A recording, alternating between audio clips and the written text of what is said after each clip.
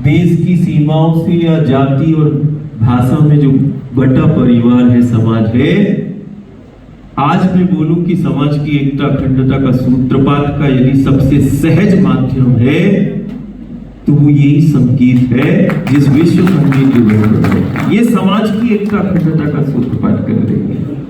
ये जाति और पंथ संप्रदाय में बटे समाज को एक करने का यदि सबसे सशक्त और सहज यदि कोई माध्यम रहा है और है तो वो संगीत ही है।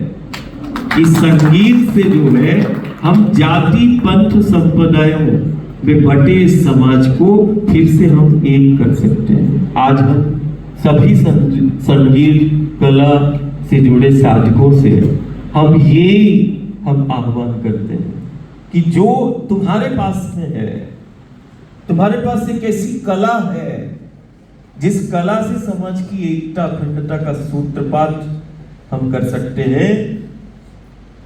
तुम्हारे पास एक ऐसी कला है जो माटी से जोड़ सकती है, जो उस गंगा नर्मदा जिस पद से कला प्रकट हुई, जिस पद से जीवन चलता है, फिर से गांव नगर को उस पद से तुम जोड़ने का काम कर सकते हो। बहुत बड़ा ये आधार है और असाधारण है नर्मदा। जैसे कहते हैं कि संगीत को कोई सुन ले तो वो कितने तनाव में रहे, निराशा में रहे, संगीत जो है उसको तनाव निराशा से मुक्त कर देगा।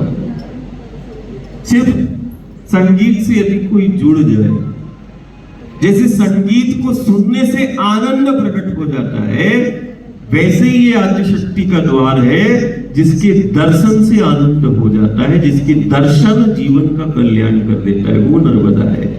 कि दर्शन की महिमा है और एक संगीत को सुनने की है। इस संगीत को यदि तुमने सुन लिया तो वो कहते हैं ना कि सुख और आनंद की उसको अनुभूति हो जाती है। वैसे उस मां नर्मदा के दर्शन मात्र से वो आनंद की उसको प्राप्ति हो जाती है। बहुत असाधारण है। हमने उस मां के उस पद को हमने जब जिया तो हम रोज गांव नगर से और दुनिया से बोलते हैं, एक बार अपने जीवन में तुम चलकर देखना उस नर्मदा के पथ पर। दुनिया के अंदर एक ऐसा पथ है जिस पथ पर हमारा गांव नगर है कि हम कहते हैं कि चलो नर्मदा के पथ। बोले क्या होगा नर्मदा के पथ पे चलने से? असाधारण। जहां चलने से देवत्व प्रकट होता है, जहां चलने से व्यक्तित्व का निर्माण होता है, जिस पथ पर चलने से जीवन को दिशा मिलती है और दशा में सुधार होता है, और जिस पथ पर चलने से उसको वो कला प्राप्त हो जाती है, ज्ञान प्राप्त हो जाता है, मात्र चलने से। जहां चलना ही साधना है और बैठे तो आराधना हो गई। जो भी नर्मदा के पथ पर गांव नगर है, यदि जाने अनजाने में भी हम उसके पथ पर बैठ जाएं तो निश्चित मान के चलना, और जाने अनजाने में भी यदि उसके पथ पर हमने 4 कदम चले तो जहां चलने से देवत्व प्रकट होता है और जहां चलने से व्यक्तित्व का निर्माण होता है और जहां जिस पथ पर चलने से जीवन को दिशा मिलती है, युग साक्षी है, सदी साक्षी है, दुनिया के अंदर भूमंडल में सिर्फ नर्मदा का पथ है। आज लाखों पथिक बनते हैं, साधु हो, संत हो, ध्यानी हो, ज्ञानी हो, विज्ञानी हो, गृहस्थ हो, सब नर्मदा मैया के पथ पर चलते हैं। और चलने से सिर्फ व्यक्तित्व का निर्माण नहीं, ये वो पथ है, युग निर्माण के पथ है। ये बहुत असाधारण पथ हमें मिला है और ये पथ साक्षी है जीवन का, ये पथ साक्षी है संस्कृति का, ये पथ साक्षी है सभ्यता का, ये पथ साक्षी है उस कला का जिस कला का तुम दिवस मना रहे हो। इसका प्रगटीकरण इसी नर्मदा, कभी गंगा, कभी यमुना, कभी गोदावरी के पथ है। ये पथ साक्षी है और ये विश्व संगीत दिवस ये तब सार्थक होगा कि जिस पथ से संगीत प्रकट हुआ या प्रारंभ हुआ, जहां से स्वर चले, स्वर मिला, ये वही नर्मदा का पथ है जहां स्वर प्रकट होते हैं, कला प्रकट होती है। ये दिवस सार्थक हो जाएगा क्या जिस स्थान से कला प्रकट हुई और जिस स्थान पर हमारा जीवन है, हमारी व्यवस्था है, ये सदी का सबसे बड़ा एक सेवा हो जाएगी, या इसको हम धर्म समझे कि जिस पथ पर कला ने जन्म लिया, क्या वो कला के साधक अपने गांव नगर को उस पथ से जोड़ने का काम कर देंगे? तो ये सबसे बड़ा धर्म हो जाएगा तुम्हारा, सबसे बड़ा धर्म है कि जहां कला ने जन्म लिया, वो कला जगत इस जगत को उन पथों से जोड़ दे, गंगा के पथ से जोड़ दे, यमुना के पथ, गोदावरी के पथ, यमुना के पथ, जहां गुरु और गोविंद ने लीला की, जहां स्वर मिला, और जहां स्वर मिला वही तो ईश्वर मिला। कभी हम बोलते हैं कि तुम्हें कोई विधि विधान की आवश्यकता नहीं है, तुम तो स्वर को मिला लो, और स्वर यदि मिल गया तो ये निश्चित मानना, तुम लिख कर रख लेना, तुम्हें ईश्वर मिल जाएगा। बस स्वर मिलाना है। क्या मिलाना है? स्वर मिलाना है, ईश्वर मिल जाएगा।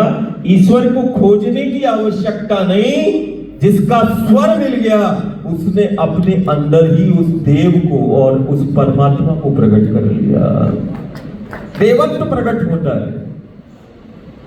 कोई जुड़े इस विधा से, इस कला से, इस संगीत से। देवत्व को प्रकट करना है, व्यक्तित्व का निर्माण करना है, कैसे जीना है। संगीत नहीं है, ये साधना है।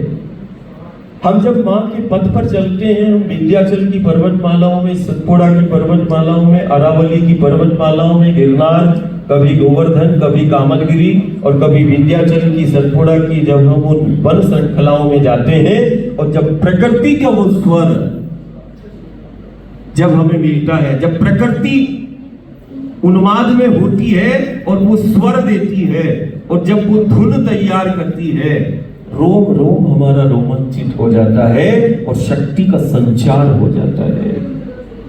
जिस पथ पर कभी कोई कल्पना नहीं कर सकता। आज भारत के चाहे उच्च संस्थान हो, मेडिकल के उच्च संस्थान हो, हमने तो बॉडी देखे रखी है कि जब चाहे तुम इसका परीक्षण देखो।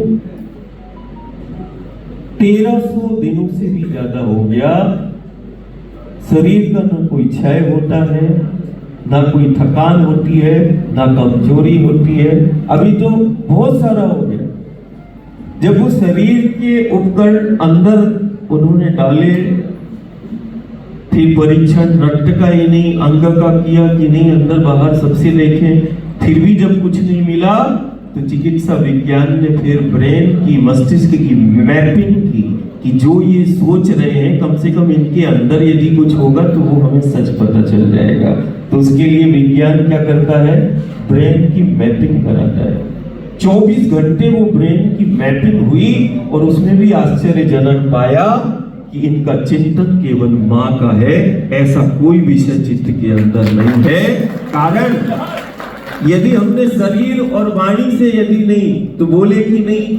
अब तो विज्ञान ने इतना आविष्कार कर लिया है कि झूठ और सच भी वो पकड़ने लगा कि नहीं भी यदि ये बोलता है तो इसकी ब्रेन मैपिंग कर लेते हैं, अंदर तो पता होगा कि क्या ये खाते हैं, कैसे रहते हैं। और जब वो ब्रेन मैपिंग हुई तो आश्चर्यजनक है कि नहीं, उसमें ऐसा कोई भी चिंतन नहीं पाया गया कि जिसमें उनको प्रमाण मिल सके। सिर्फ मां का चिंतन है, असाधारण है।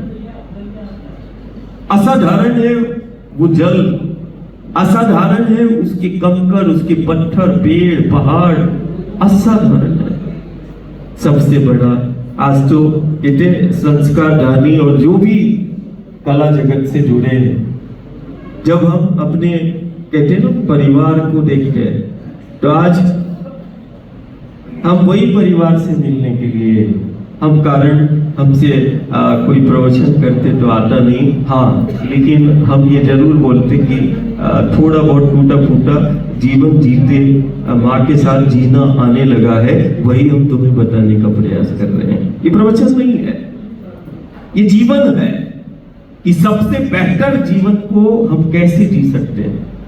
और वास्तविक है, यदि हमें सबसे बेहतर जीवन को जीना है तो हमें उस माँ की निकटता में आना होगा, जिसको हम प्रकृति कहते हैं, जिसको हम धरती के रूप में हम देख रहे हैं, जिसको हम गंगा के रूप में देख रहे हैं, नर्मदा के रूप में देख रहे हैं, गोदावरी के रूप में देख रहे हैं, जिसको हम विंध्याचल में, कभी सतपुड़ा, कभी हिमालय में, उन पर्वतमालाओं में देख रहे हैं। हमें माँ की निकटता में आना होगा, और जब माँ की निकटता में आओगे तो सबसे बेहतर जीवन भी जिएंगे, और हम घर परिवार समाज को सबसे बेहतर जीवन जीते जीते उसकी सुरक्षा और व्यवस्था में अपना योगदान भी सुनिश्चित करेंगे। ये हमारा सनातन है, ये हमारी संस्कृति है, ये सनातन की सामर्थ्य है। ये इस भारतीय, जो जिसको कहते हैं ना भारतीय संस्कृति, हर एक राष्ट्र की एक संस्कृति होती है।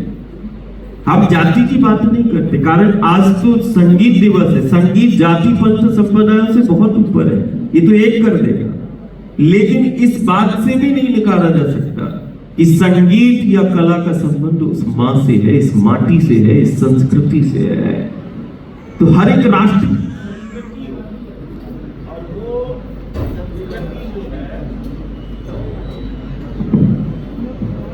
वो संस्कृति, वो प्रकृति पर लेके आएगी, वो माँ पर लेके आएगी। इस सदी